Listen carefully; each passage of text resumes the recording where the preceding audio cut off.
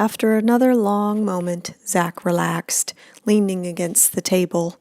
It seemed as though all the cops in the restaurant did as well. "All right, but I'm still spending the night on your sofa," Zach said. Her nerves ignited. "That sofa is as comfortable as sleeping on a sack of potatoes." "I'll survive." "I don't want you to bother." "No bother." "Zach, you can't sleep on my sofa." Exasperation crept into her tone. "Then I'll stretch out in your hallway and annoy the neighbors.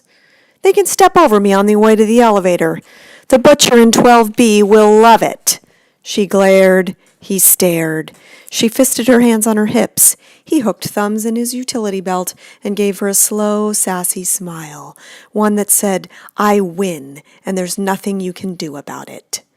She could have resisted further, but the smile was edged with something deeper, something soft that played at the edges of his mouth and tangled with the stubbornness. "The butcher stays awake until 3 in the morning and plays non-stop polka music," she said in a last-ditch measure. "Then I guess I'd better eat a hearty meal before I go off to the torture chamber." He had the audacity to wink at her. She shook her head, biting back the retort that would not do any good, she realized. "How about some lunch?" he said. "All these cops are starving, right, guys?" They all broke into loud agreement, probably happy the standoff was at an end. Zach cocked his head. "You see? Starving."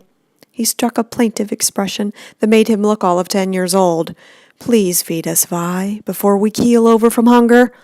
Violet looked from Zach to her parents to all the other cops gathered around the table, and she knew that she had lost the battle. "Fine," she resolved.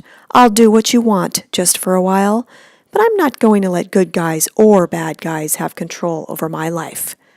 "Lunch is coming right up," she said through gritted teeth.